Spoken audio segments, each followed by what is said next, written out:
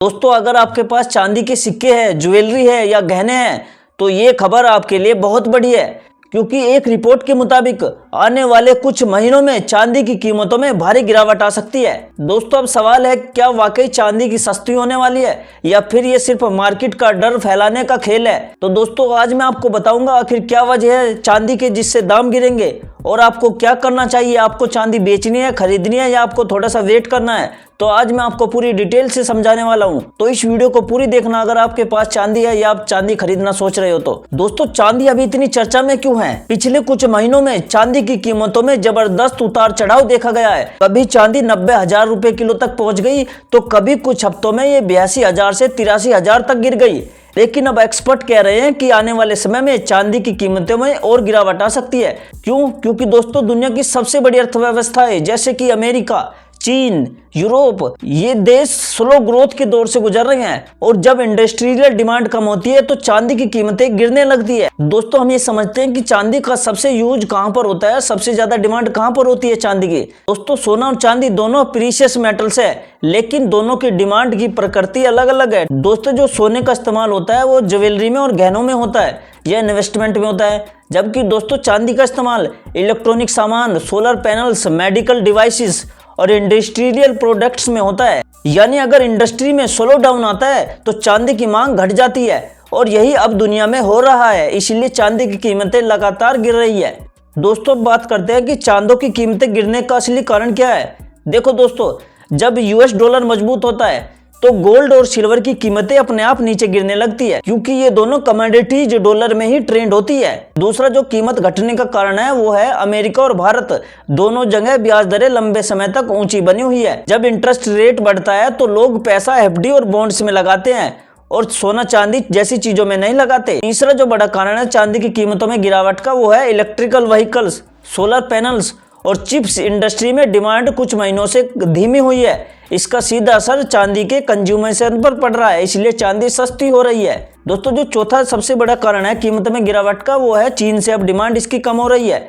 दोस्तों चांदी की सबसे ज्यादा मांग चीन से आती है, लेकिन चाइना की ग्रोथ अब स्लो हो रही है, इससे ग्लोबल सर्विस डिमांड पर दबाव है। दोस्तों मैं आपको पांचवा कारण बताता हूं जिससे चांदी की कीमतें में गिरावट हो रही है। देखिए दोस्तों, जो बड़े इन्वेस्टर थे वे 2023 में सिल्वर में पैसा लगाकर बैठे थे, अब दोस्तों वे प्रॉफिट बुकिंग कर रहे हैं, यानी बेचकर मुनाफा कमा रहे हैं। इससे दोस्तों शॉर्ट टर्म में कीमतें गिरती है। दोस्तों सबसे बड़ा सवाल यह है कि अब वाकई चांदी क्रैश करेगी। देखिए दोस्तों, जो क्रैश शब्द होता है ना वो थोड़ा डरावना होता है, लेकिन एक्सपर्ट कह रहे हैं कि चांदी की कीमतों में 10 से 15% गिरावट संभव है। यानी अगर अभी कीमत 90,000 के आसपास है तो आने वाले महीनों में ये कीमतें 75,000 से 80,000 तक जा सकती है। लेकिन दोस्तों ये गिरावट शॉर्ट टर्म के लिए है, क्योंकि लॉन्ग टर्म में सिल्वर की डिमांड फिर बढ़ेगी, खासतौर पर इलेक्ट्रिकल व्हीकल्स में, सोलर एनर्जी में और इलेक्ट्रॉनिक सेक्टर में। दोस्तों सबसे बड़ा सवाल ये है कि अगर आपके पास चांदी है तो आप क्या करें। दोस्तों अगर आपके पास लॉन्ग टर्म इन्वेस्टर है तो घबराने की जरूरत नहीं है,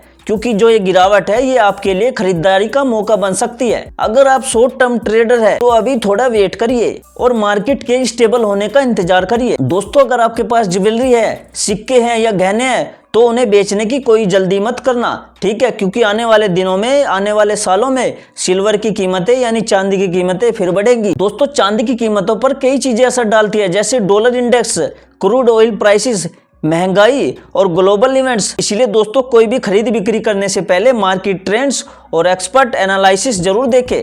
दोस्तों मैं आपको बताता हूं कुछ बोनस टिप्स जो आपके बहुत काम आएंगे अगर आपके पास चांदी है या आप चांदी खरीदने की सोच रहे हो तो।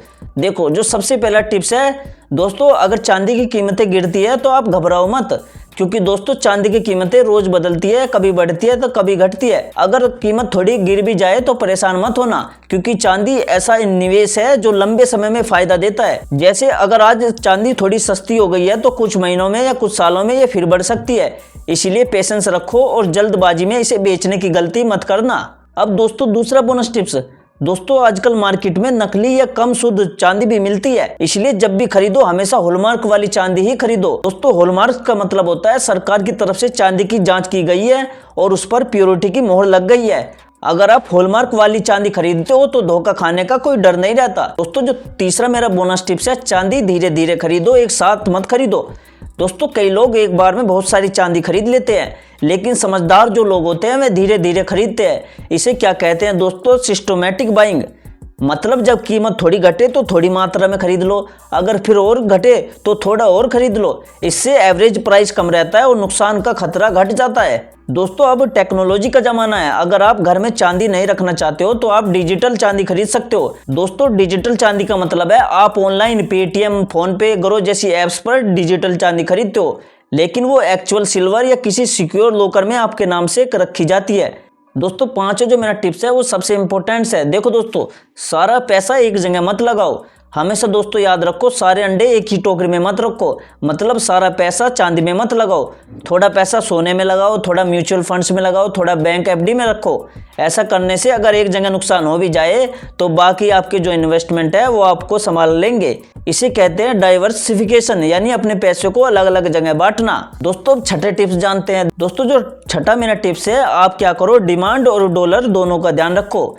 चांदी की कीमतें सिर्फ भारत में ही नहीं बल्कि पूरी दुनिया में तय होती है। जब दोस्तों दुनिया में चांदी की जरूरत बढ़ती है ना, जैसे mobile phone, solar panel, electric गाड़ियां और मेडिकल मशीनों में, तो डिमांड बढ़ने से भी कीमतें बढ़ जाती है। लेकिन अगर अमेरिकी डॉलर यानी यूएस डॉलर मजबूत होता है तो चांदी थोड़ी सस्ती हो जाती है। इसलिए अगर आप इन्वेस्ट कर रहे हो तो ये दोनों बातें ध्यान में रखना आपके लिए जरूरी है। तो दोस्तों ये थी चांदी की कीमतों में गिरावट की बड़ी भविष्यवाणी। आपको क्या लगता है दोस्तों, चांदी सस्ती होगी या फिर ये सिर्फ डर फैलाने की खबर है? दोस्तों कमेंट में जरूर बताइएगा। अगर आपको जानकारी उपयोगी लगी हो तो वीडियो को लाइक करो, शेयर करो और चैनल को सब्सक्राइब करो, ताकि आपको रोज ऐसी अपडेट्स और फाइनेंशियल टिप्स मिलती रहे।